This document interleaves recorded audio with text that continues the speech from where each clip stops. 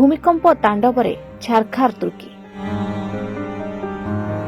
निमिषके भुशुड़ी गला शह शह कोठा जुआड़े देखिबो सियाड़े खाली शव आउ शव। यार भितरे नजर आसीची एक छाती थरा दृश्य जहाकु जानिबा परे आपणक आखिरे भी लुह आसीजिबो।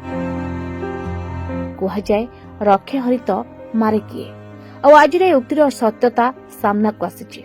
हाँ दर्शक बंधु सबले भूमिकंपर आहाकार भितरे चलीची उद्धार कार्य। बड़ बड़ अट्टालिका तले चापी हुई जीवन हारिछंती अनेक लोके। यार भितरे जने गर्भवती मां खंड खंड होइथिबा सेई अट्टालिका तले पिला जन्म करिछंती आउ निजे आरपारी को चली जाइछंती।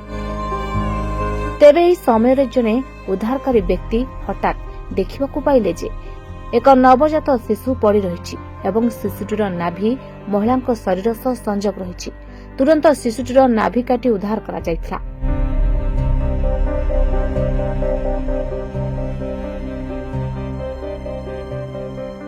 ध्वंसावेश स्थलू उद्धारकारी टीम पिला को उद्धार करथिबा बेले मां को जीवन बंचाई पारि नाहंती। उद्धारकारी टीम महिला निकट में पहुंचवा बेलू से जीवन हारी सारिथिले।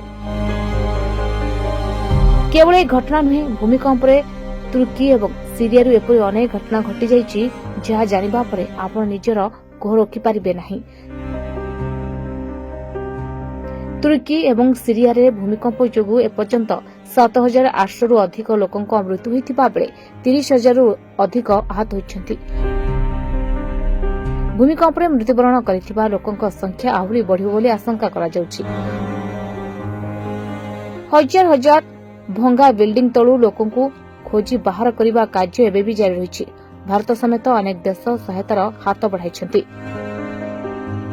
Bureau report reporters today.